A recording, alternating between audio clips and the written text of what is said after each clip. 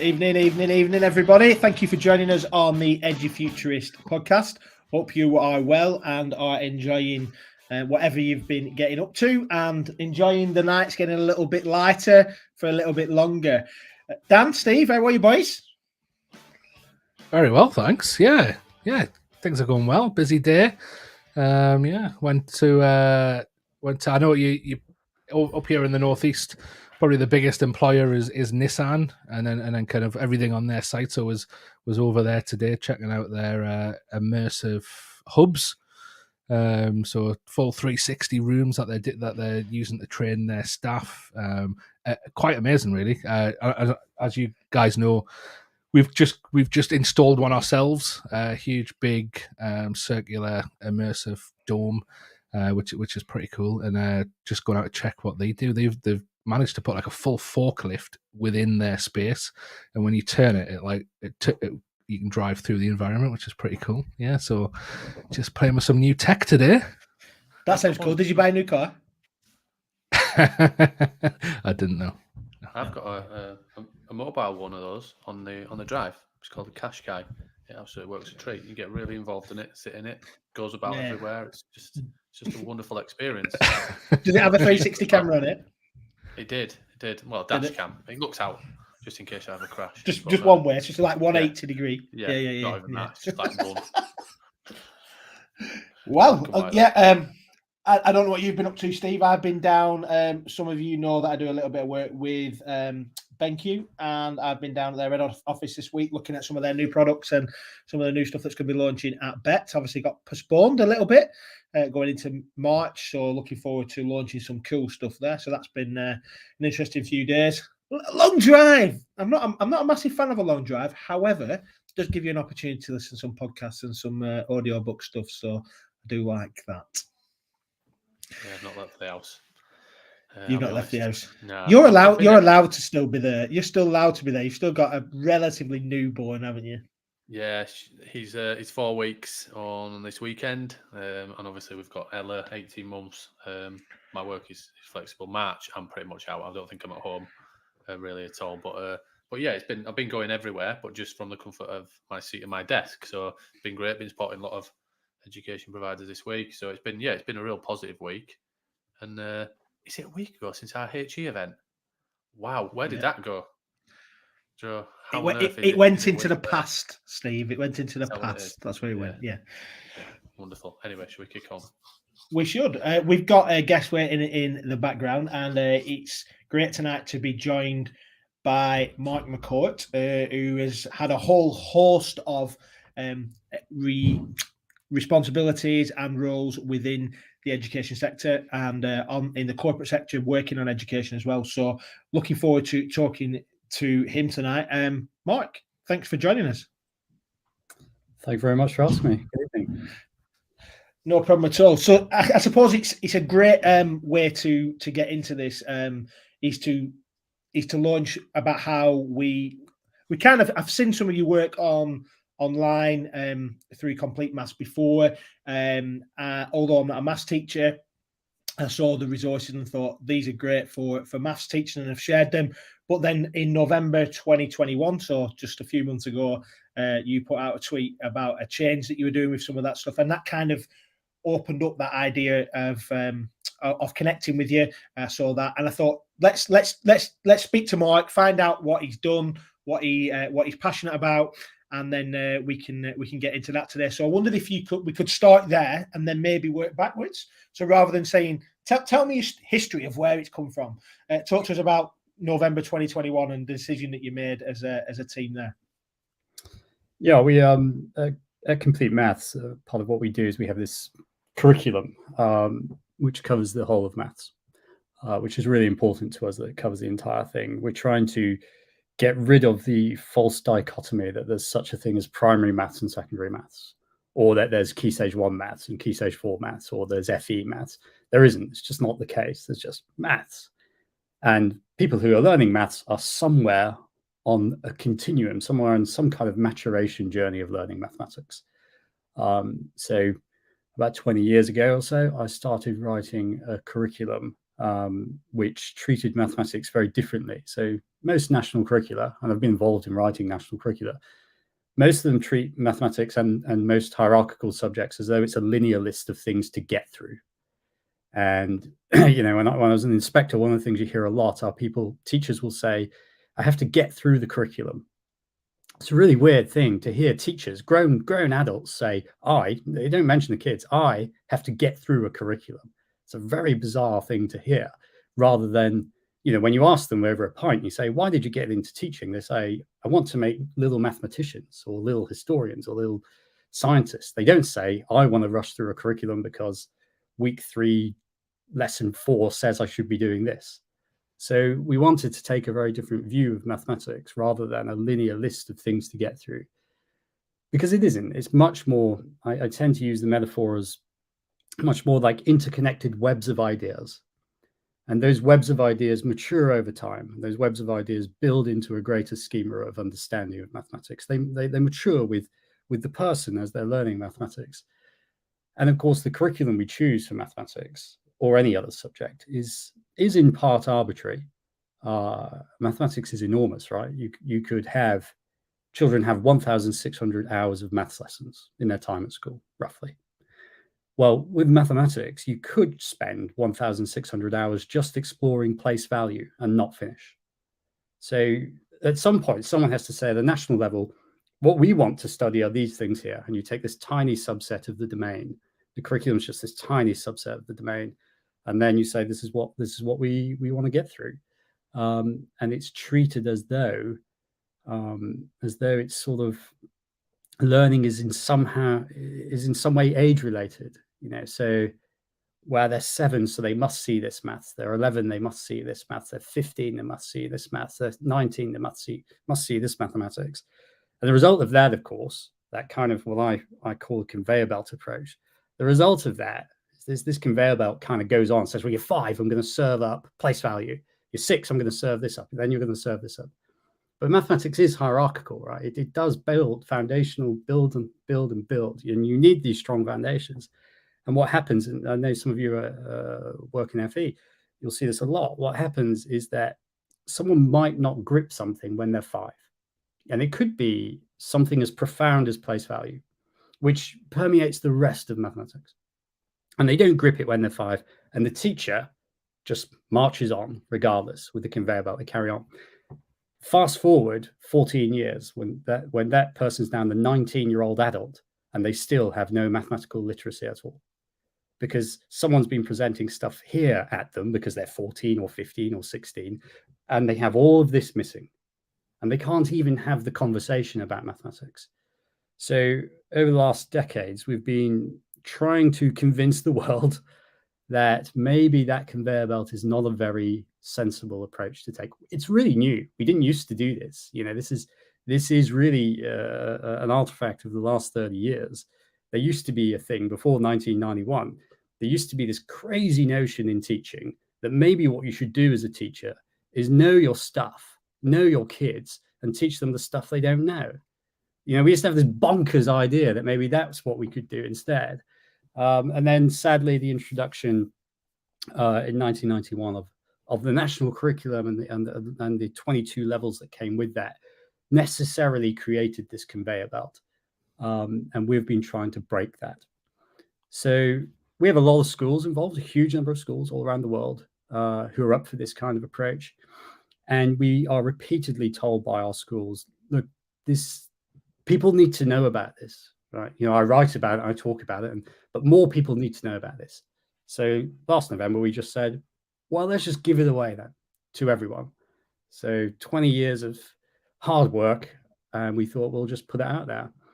And in their thousands, people came along straight away and saw it. And if all that did was get some people who have been on the conveyor belt to pause for a moment and think, there might be something dodgy about the conveyor belt approach. If all that is what it achieved, then it was worth it. So that's what we were up to last autumn. Yeah, I think what you've said a lot there. It'd be great to unpackage a lot of that, and I think especially in FE, I think we across our college group. I think someone said the statistic today, and I'm trying to remember. I think it was over 40% of our students are studying maths. Mhm. So they've in a sense failed previously, and are having to go back and revisit it. And I guess it's just that the alarm bells in my head are going, well, now we've got students who think they're failures because, like what you're saying, they just because they were 16 years old, they were expected to know so much, and they didn't. And so I think it sounds healthy. It's so much worse than that as well, Dan. It's not that some 16-year-olds think they've failed. There are people entering FE. A lot of people have to resit GCSE maths, and the overwhelming majority of them in FE do not then pass. Right, so FE colleges, maybe 10% of the students get through and get a pass, and I'm talking about the 4 or 5. A lot of students coming into FE at grade 1 or below, maybe they're doing entry level. Well, that is equivalent, that grade 1 or entry level, that is equivalent to the developmental stage of around about a 5-year-old in mathematics. So it's worse than they're just feeling like a failure when they're 16. They have sat through 11 years of classrooms where everything at the front, everything on that board has seemed like hieroglyphics to them. They've not been able to have the mathematical conversation with their teacher because teaching has been shoehorned into this idea of you've just got to get through it. You've just got to get through the curriculum, rather than, look, there are 20, 30 people, real living human beings in front of you right now. They all know things and they all don't know things. And they're all very, very different. They all have very personal gaps. They're at very different developmental stages. Treat them individually and take their personal education really seriously, such that every one of them learns well. And what has happened in the last 30 years in particular is we have created a culture where even the teaching profession believe that there are some pupils who can learn well and some pupils who cannot learn well. And we look at getting to age 15 and a load of pupils not being mathematically literate. We look at that and we say, well, it's the pupils, right? And it isn't the pupils. It's us. Teaching has a profound impact on children. It can have a profound impact on children, but only if you teach at the appropriate developmental stage for that individual child. So, you can have, you'll know this really well. You see them, right? You'll have them in your classes as well, and they're off doing their GCSE resit. And they've had 11 years being told, well, you're not very mathematical, which is just nonsense, because they are. Everyone is. It's absolute nonsense. And it's perfectly possible to take someone at level 1 and get them to grade 5 in the 2 years that you have them in FE, or the 3 years. And a lot of students stay for 3 years. It's a perfectly possible thing to do, but we don't. What we do in FE is we put them on an even faster bloody conveyor belt and say, well, I've got to get you to the November resit. Here's a list of 10 topics you've got to learn. And one of those will be Pythagoras' theorem. So you've got a student who can't yet reliably count on in twos being told to do some ridiculous abstract piece of mathematics. And then we all get high for November when they fail. I'm listening to you and thinking to myself, like, my brother, I think I've told on this story before, my brother's got some learning difficulties, and he failed GCSE maths 12 times. And so it becomes a personal thing, because it absolutely is what Dan said about that whole, and you've said it as well, that idea of for 11 years of his teaching, of his learning, and that it just didn't make sense to him. So all those 1,600 hours minus the ones that he wasn't in there, that is a lot of time to be feeling like you are not particularly great at something, which is one thing. And then the second thing, the experience that you've just said about FE, absolutely blew my mind. I was involved in apprenticeships for a significant amount of time, most recently. And I had students, I definitely told this story on the podcast before, I had students that were programming computers, they were managing networks and servers. I had people, other people that I knew that were laying brick and putting cable in for electricians and plumbers, and they were absolutely outstanding in their field. They were winning world skills qualifications, competitions, but because they couldn't get GCSE maths or English, they couldn't pass their apprenticeship, and so they were on. And I understand, I taught all functional skills as it has been, but it's the in terms of an equivalency, and I think that that level of the impact on those and their view of learning, full stop, but also their view of themselves and the identity that comes with. There's so much in there, and I love this idea that we aren't seeing young people or children as they must somehow, because they are at this stage or this age, they must be at this point. I love that. I wonder just if I can just dig in a little bit, because it creates, obviously, if you've got these, they seem like opposing models, don't they? One suggests you've got to be doing this at this age, and it's almost as if at 11 they do this, 15, whatever else. And you're suggesting here that we need to get students to a point where there's a level of understanding, and then because it's hierarchical, if they understand place value, then they can do other things.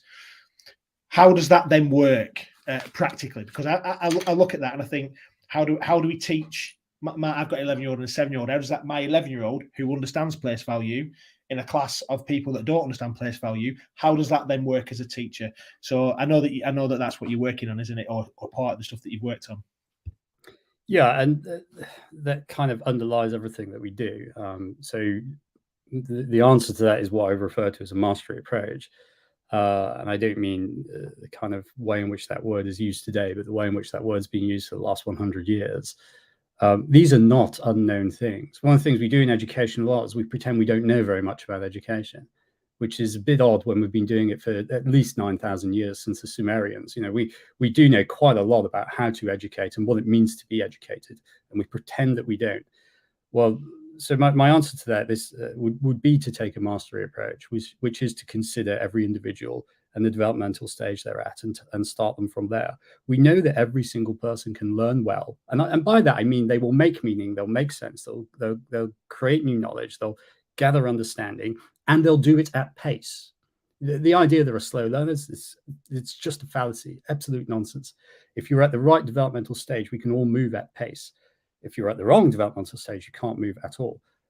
So this approach that we endorse, this mastery approach, that's been used all around the world for at least 100 years now in lots and lots of different settings, often comes up against the thing that you're experiencing there, Ben, where there's the logistical side of, okay, but because we don't do that, and because we're on a conveyor belt, let's take a current year 7, right? So that kind of, I think that was the age group we're talking about, sort of 11 and 12, right? In England, in year 7 in mathematics at the moment, it's pretty similar across all the hierarchical subjects. But in mathematics at the moment, a typical school in England in year 7, the attainment gap, so the gap between the highest attaining and lowest attaining pupil in a typical class, is around about 7 years worth of learning.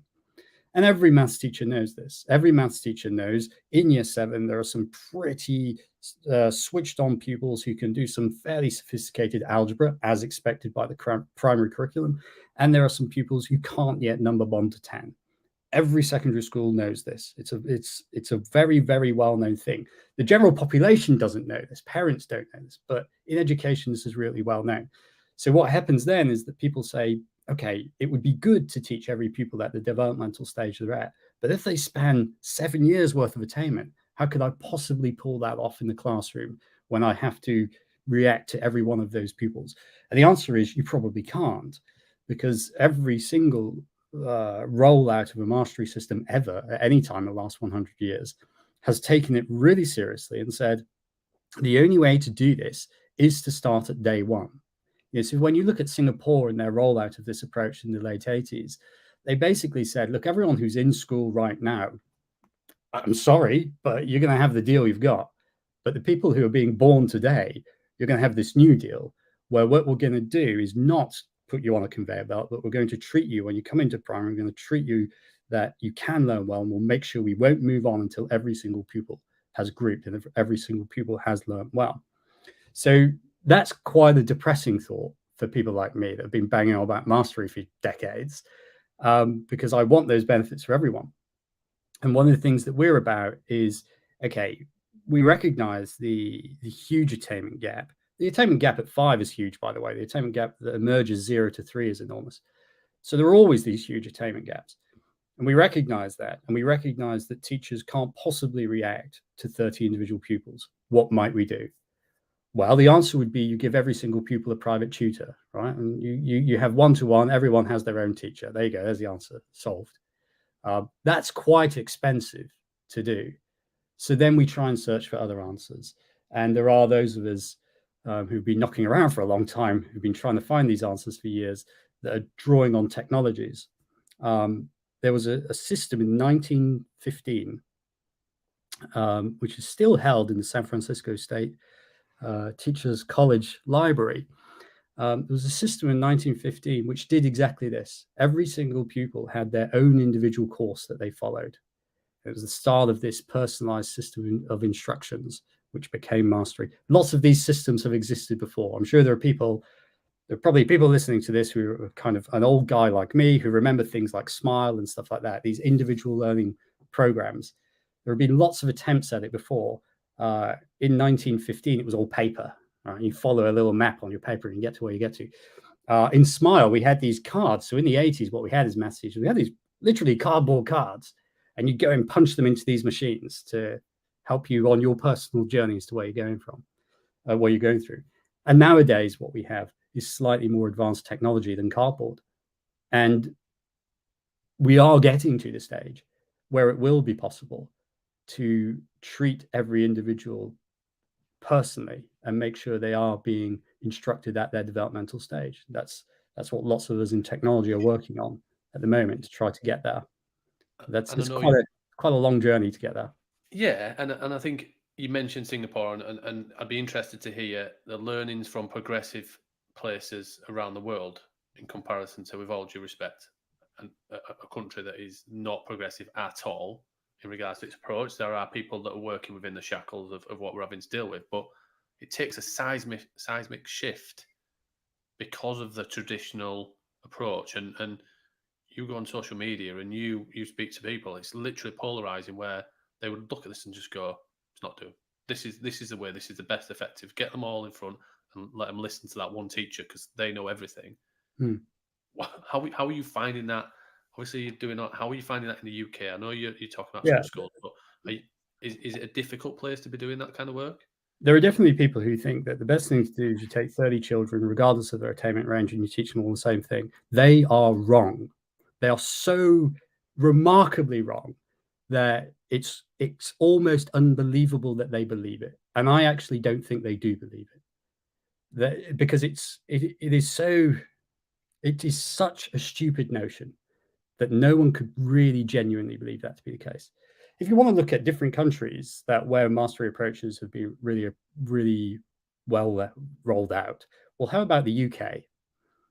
We rolled it out here. We've rolled it out here several times. In the 1980s, the dominant model of education for mathematics in the UK was mastery. We called it diagnostic teaching, but it was the same thing. It was, let's treat every pupil individually. We also rolled it out in the 50s as well. So we've had many attempts at doing this before.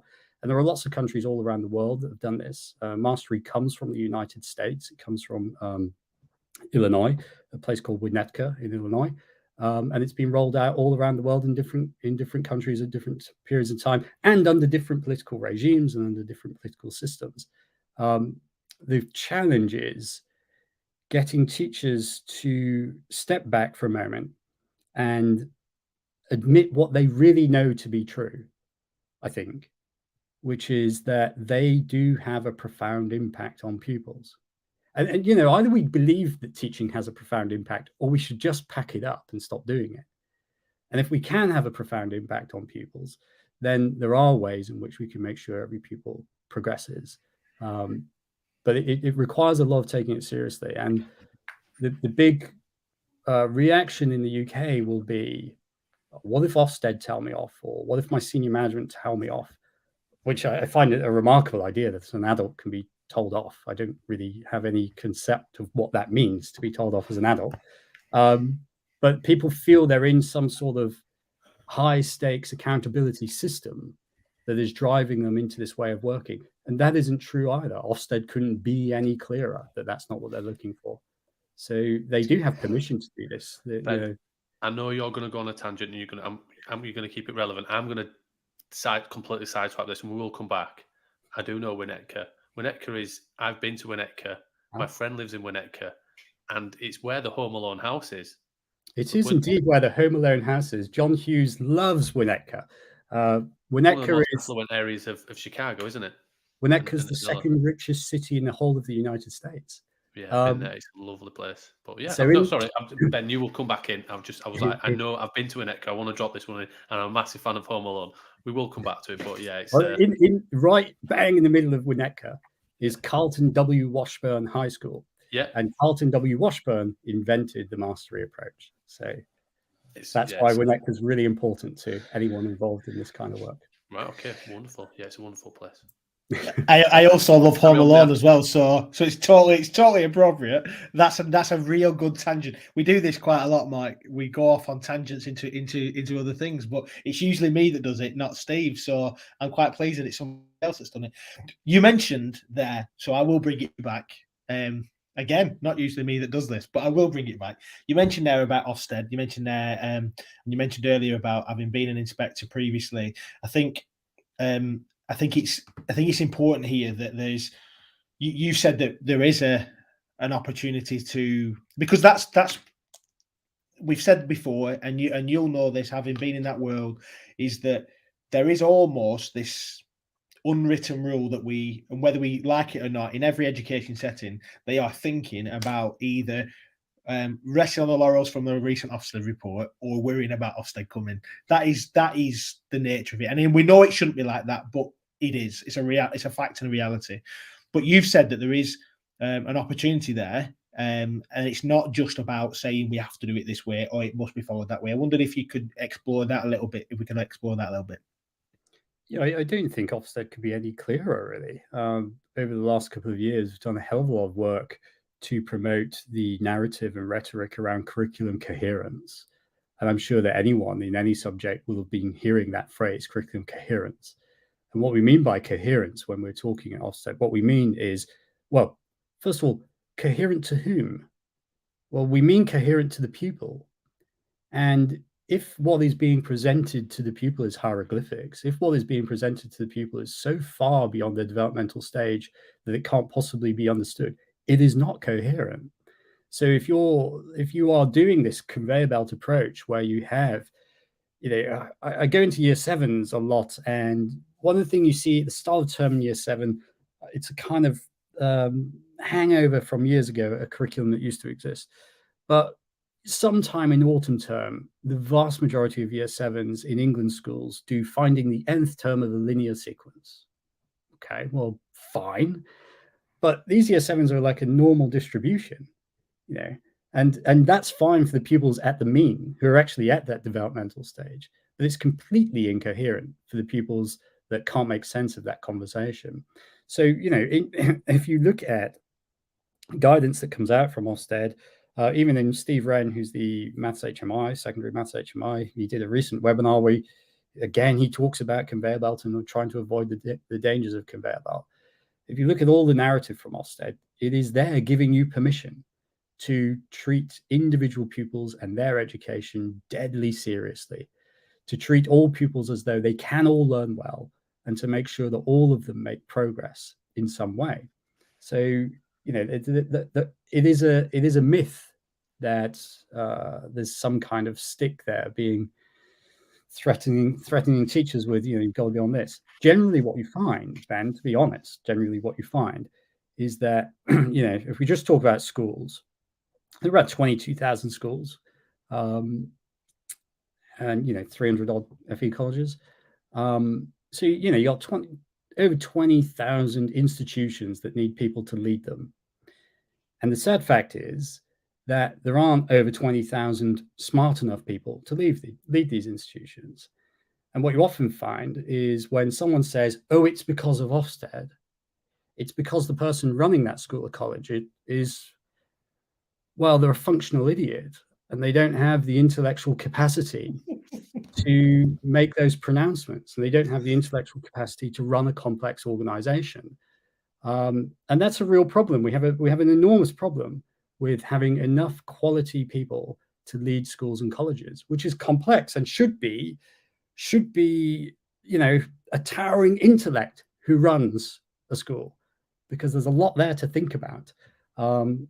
and yet we really kind of have to rely on managerialism instead. So yeah, it's there in black and white. Anyone can check out the Ofsted guidance for mathematics and other subjects. It's absolutely clear when it talks about coherence. It's absolutely clear when it talks about making sure that pupils can access curriculum. Access curriculum doesn't mean see the bloody thing. It means make sense of it, understand what's going on, actually be able to have a meaningful conversation and make new sense. So yeah, I think that breaking down that myth is something I try to do a lot, but it is a myth. It's really interesting because obviously inspections have been on hold and have not been happening as frequently and everything else over the last 2 years, and rightly so. But actually, as some of these changes have not, I know Ofsted have not just brought some of these things in, but actually, I'd be interested to see what this is going to happen. And I think people will blame the pandemic, and I think people say, well, actually, this is because of we've not been prepared, and there's this gap in learning and all this other stuff like that does get bandied about. But actually, I think, let's be honest, what will probably happen when Ofsted come back in, and I'm a teacher, my family, my mum's a teacher, and I'm a history teacher and everything else.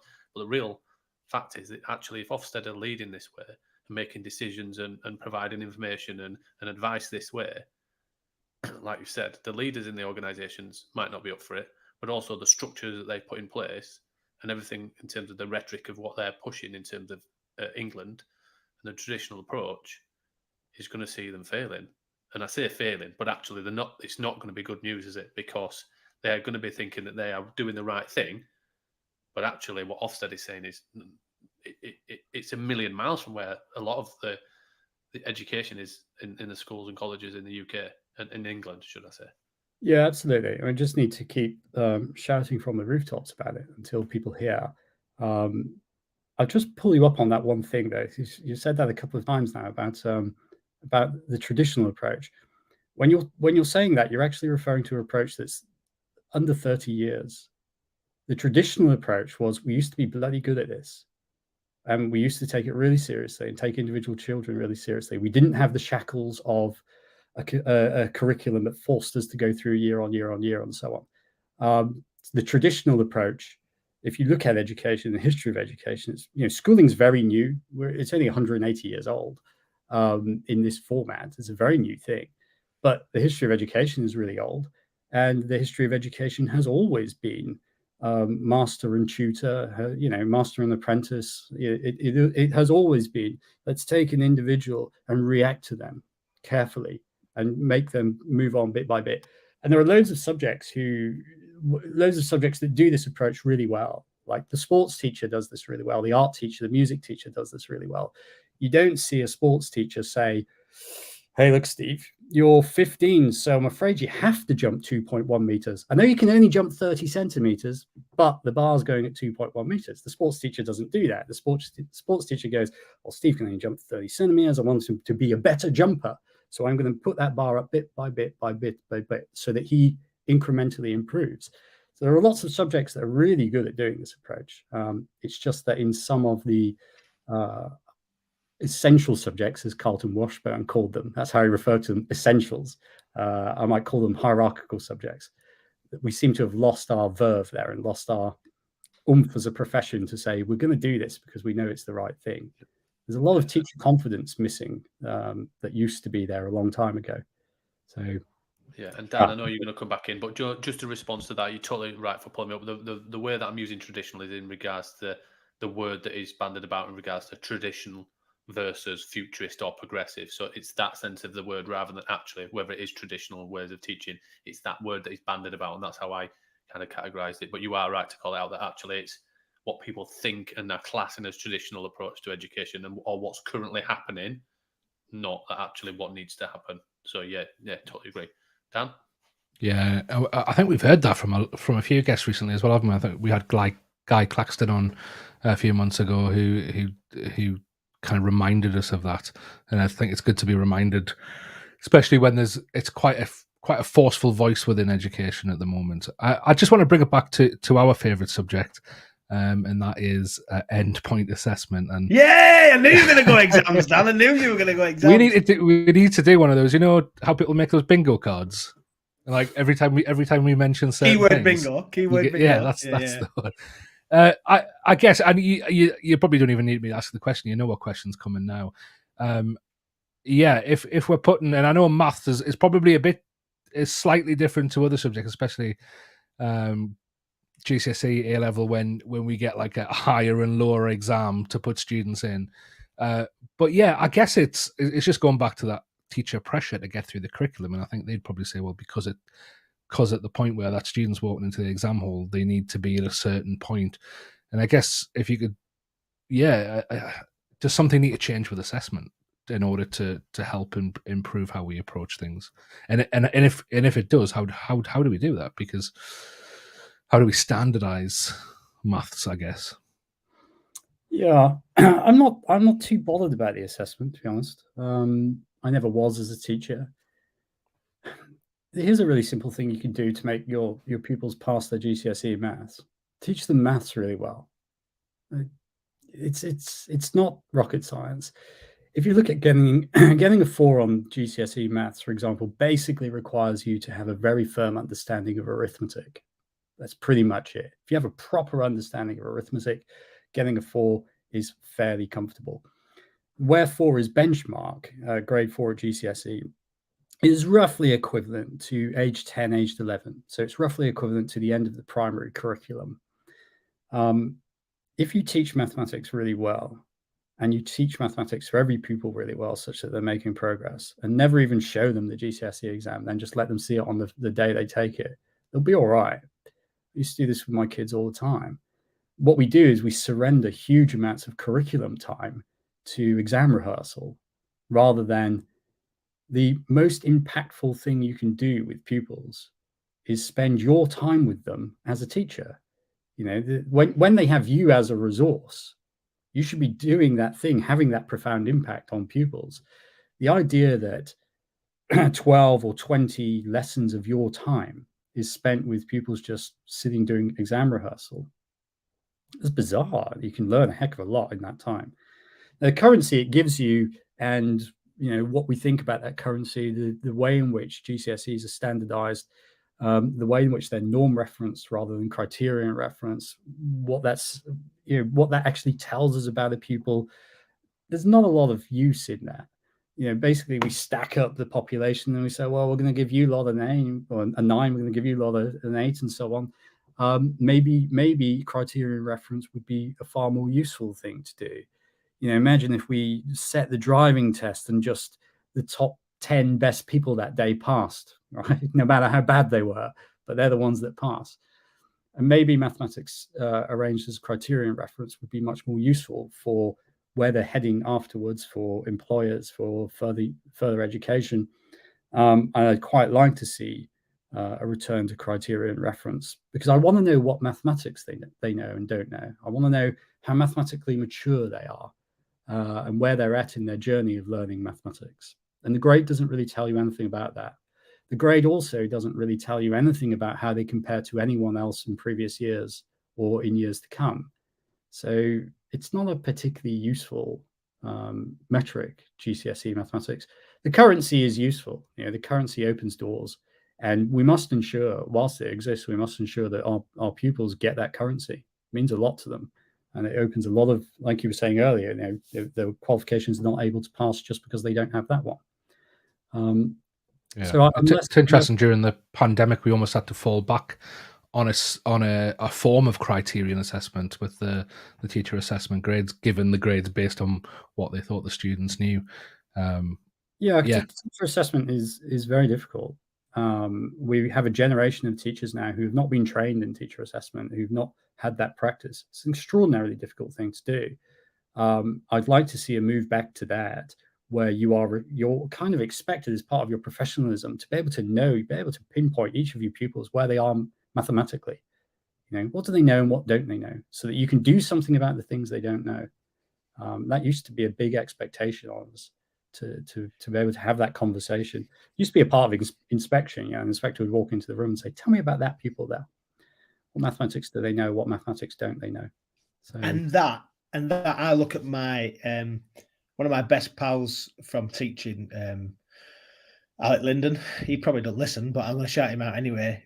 Absolutely unbelievable mathematician. He's one of them people that I used to love being around, because I'd like throw out 3 figures times 3 figures, and he like literally work. He one of them people. Do you know people who just get maths? And he was one of them people. I don't know why I told that story, but my point is that the students loved maths because he loved maths.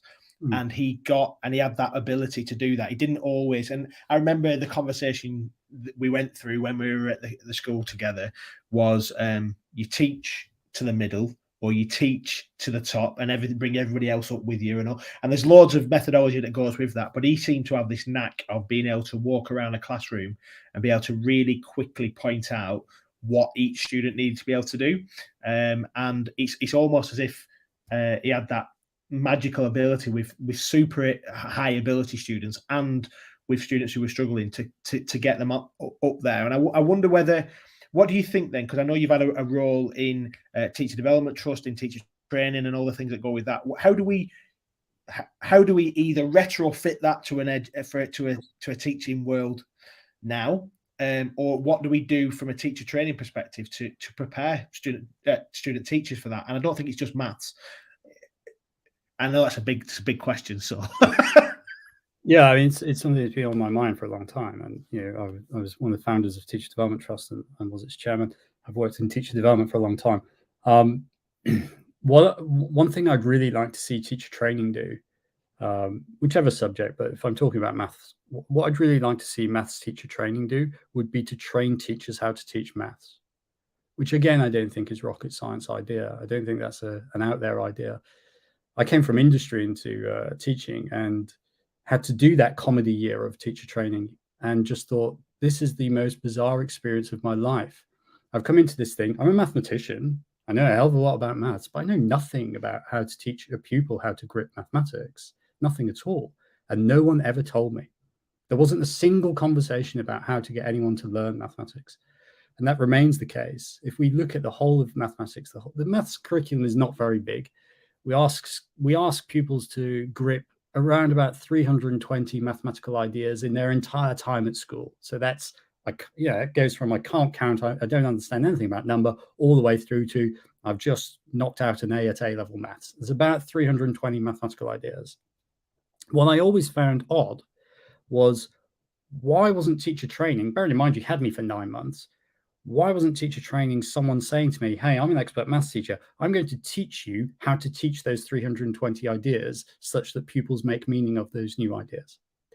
Why don't we teach teachers how to teach? It's a very, very weird thing. One of the reasons we released Complete Maths to the world is because in the whole of the curriculum, for every single one of the ideas, we say, and these are the things we know about teaching this. This is what we know is impactful about teaching this.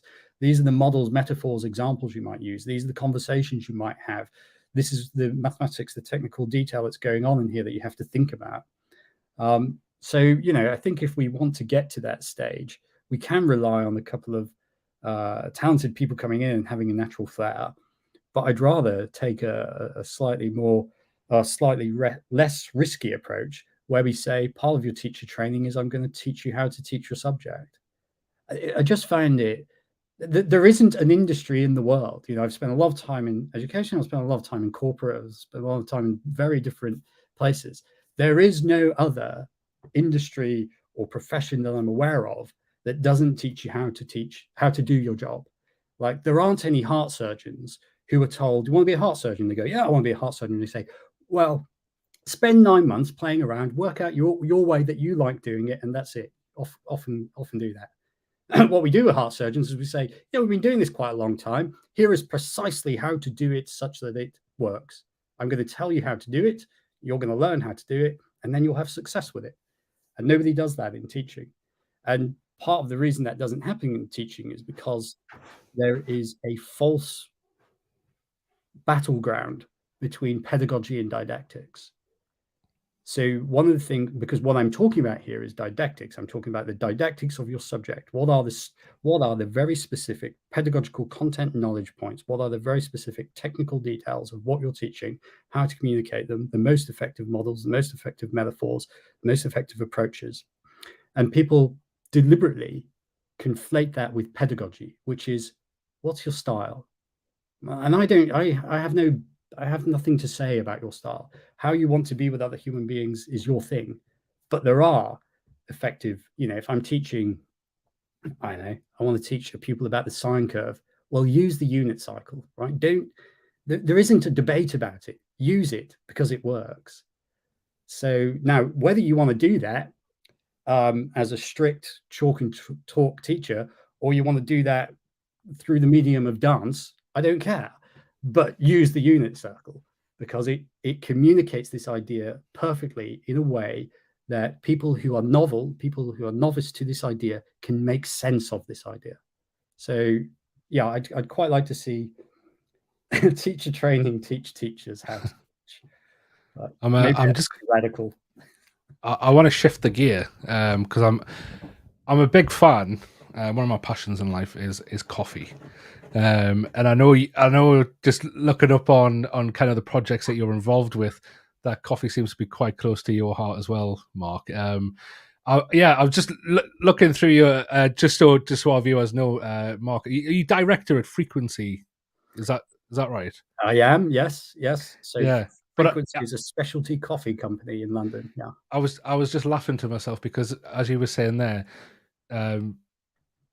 show teachers how to teach, and I noticed on your website you no matter how you're making a coffee, you tell them how to make that coffee. There's instructions there. I'm like, this is Mark all over this website. It'll taste better. That's why.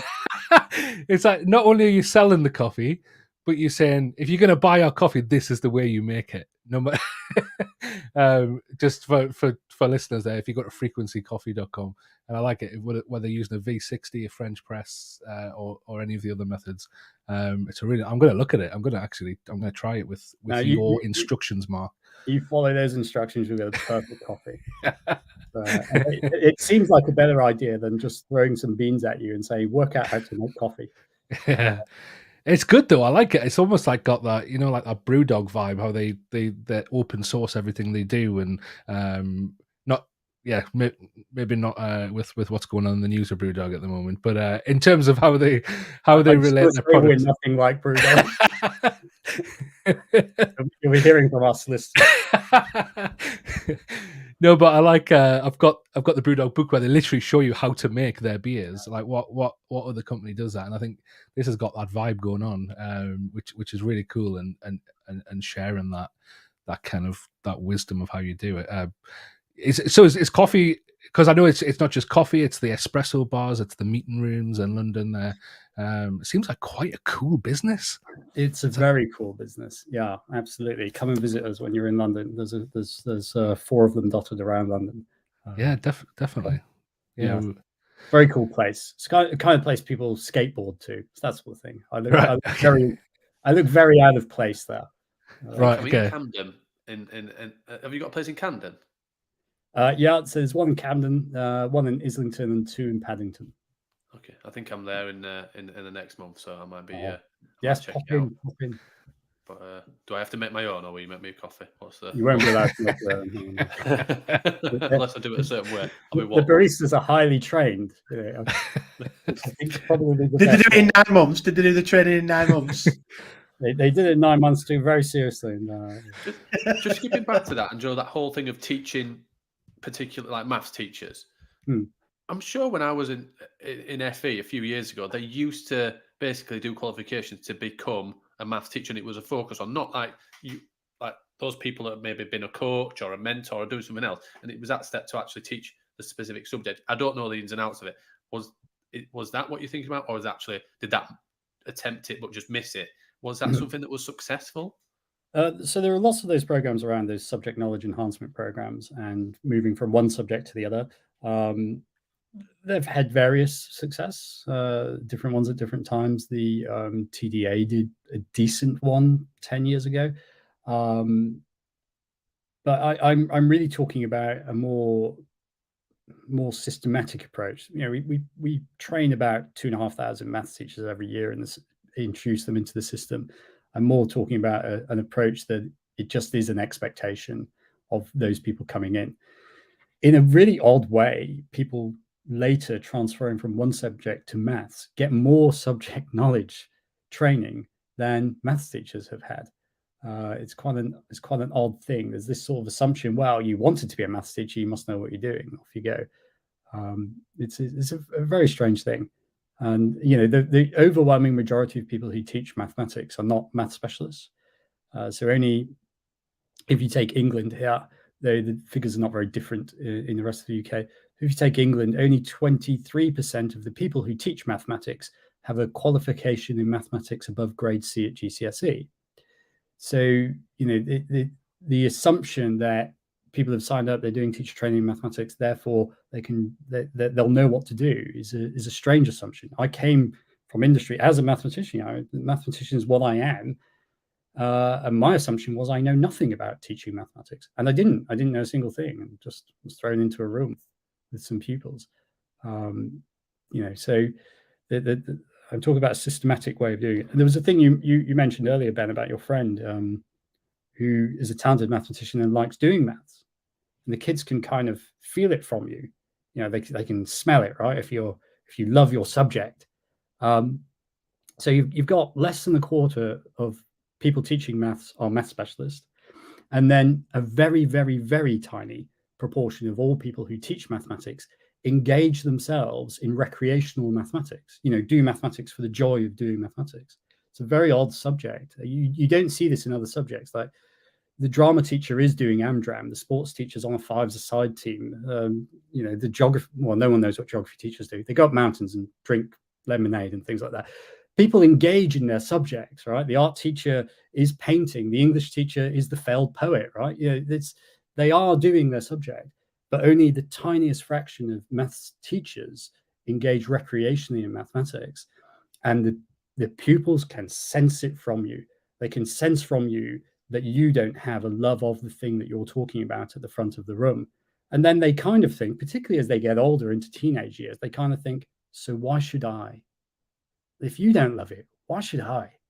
So I think that's a really important thing as well, that you know, teach teachers how to teach mathematics, but then as you're progressing through your career, try to fall in love with the subject. It's an amazing subject. Try to fall in love with it, do it recreationally, get involved with it, so that it's just emanating from you when you're teaching it in front of pupils.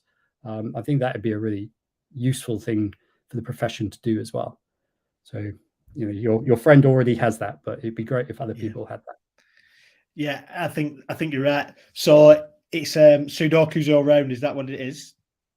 Oh no! I mean, of all the things you could have said to me, You upset him. We apologize. Sorry. For that. If you need to leave now, then please do No. so. But just Sudoku into that conversation. No. Mathematics has nothing to do with numbers. Okay, mathematics is an epistemological model. It is a way of thinking about the very nature of knowledge itself. Mathematics is a love of being stuck. It is about being curious about every single thing that happens in the universe. You can identify mathematicians by people who, when faced with a stressful situation or a problem, go, yes, opportunity to think and do something. Mathematics is a way of being, a way of existing as a person. We sometimes use numbers, Ben, right? But that's not what we're about. So yeah, when I'm talking about recreational mathematics, I'm talking about that love of being stuck, that love of overcoming, that sense of and creating this in your classroom. What you see in England's classrooms quite a lot is the teacher will explain something at the board and then say to the pupils, okay, off you go. And before that sentence ends, pupils put their hands up, say, I can't do it. I can't do it. They do it straight away. Now, if they were in a maths lesson, if they were in a true maths lesson with a true maths teacher, the teacher would explain something, then they'd be given some problems, and the pupils would think, I can't do this yet. But if I struggle with it and fight with it, and I pull together all the things that I know about, I will overcome it. So that's what I mean by mathematician. Right. Now, maybe that's how you feel when you're doing Sudoku. No, fair play. It's really powerful to hear you listen. I'll be honest, I was a PE teacher. So, like, I taught running, skipping, jumping, and actually did it well. But I had a passion for PE and sport, and I literally went into that because I absolutely loved it.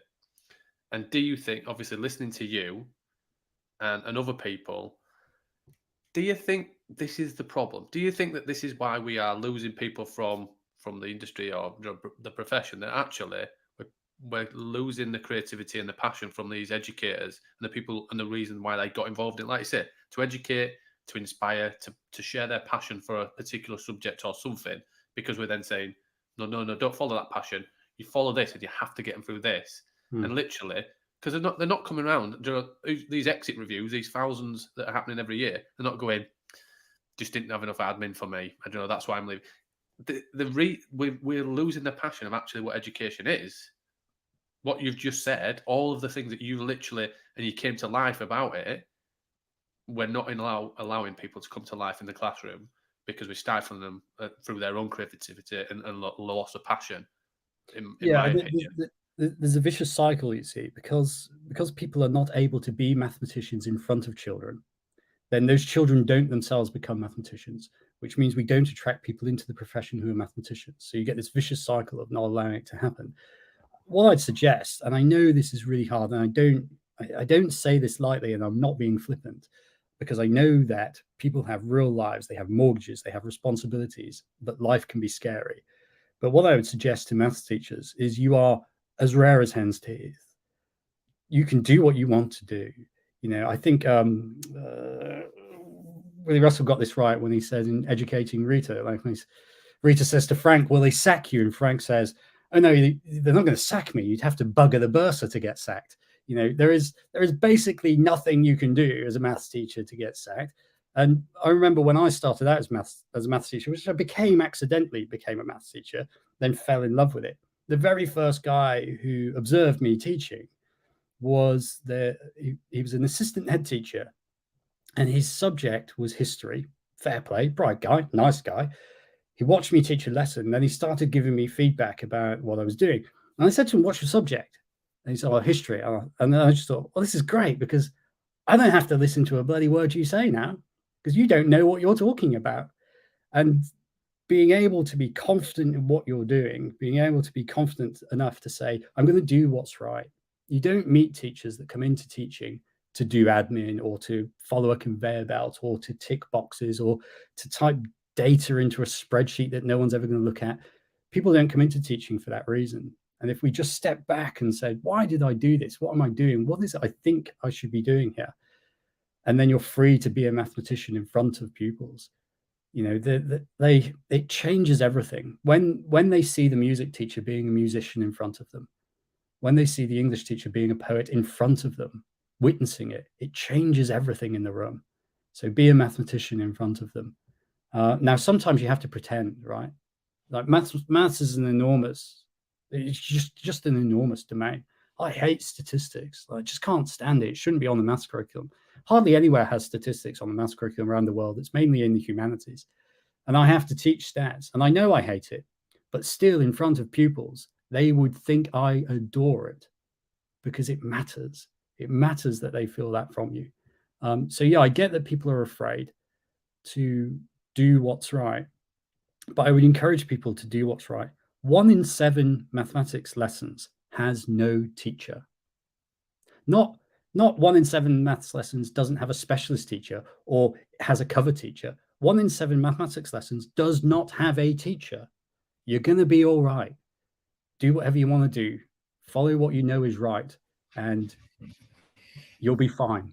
So I think that's a really lovely place to bring it to a close. Actually, you've said some amazing things there, but you finished it almost like we're saying, teach like it matters, because it does, and also show that you love what you do, and because it's amazing what that then does for young people. I want to come back to something you said at the beginning to kind of wrap it together. You said teaching, when it used to be about knowing your stuff, knowing your kids, and then teaching them stuff they don't know, and that's really what I've seen from the essence of what we've talked about tonight, and obviously what you've spent some years trying to make happen. So thank you for your work that you've been doing. Thank you for sharing and giving all that stuff away for free on completemaths.com. Please check that out if you're a listener, and if you aren't a maths teacher yourself, pass it on to a maths teacher, because I know it'll be stuff that will be relevant. And thanks, Mike, for joining us this evening. We really appreciate it, and love the fact that not just are you a maths teacher, you're a maths teacher who loves coffee, and he's doing it really well. So thanks for joining us. Great. Thanks very much, guys. Thank you. Cheers, Mark.